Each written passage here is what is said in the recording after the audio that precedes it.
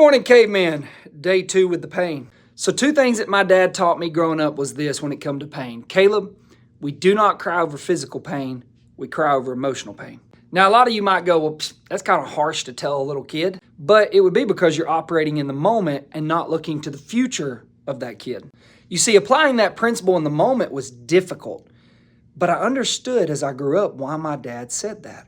If you don't learn how to process physical pain, you're never going to be able to handle emotional pain.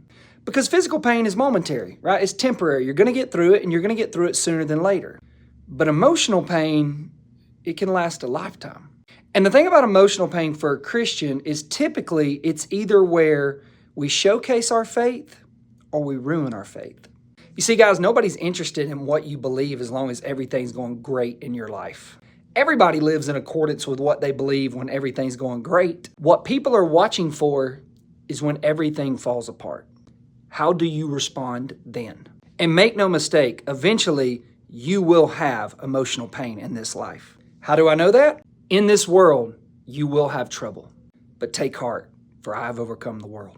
It's coming. Don't be naive. So physical pain is the training ground to prepare ourselves for the emotional pain that is on the horizon. Let me read you one more. Consider it pure joy, my brothers and sisters, whenever you face trials of many kind, because you know that the testing of your faith produces perseverance. Let perseverance finish its work so that you may be mature and complete, lacking anything. So when we read that, we should understand trials as a good thing. Something that comes into our lives, and how we respond to that will determine whether we grow or we don't grow. Trials and pain all throughout the Bible seem to be a major part in God's kingdom. It is the primary sanctifier, not comfort, which leads to complacency. If that is the case, why do we always pursue comfort if we are God's children? We as Christian men have got this thing flipped upside down. All I'm telling you is that it is extremely easy to become comfortable and complacent in America today. And I believe that's exactly what the enemy wants for your life.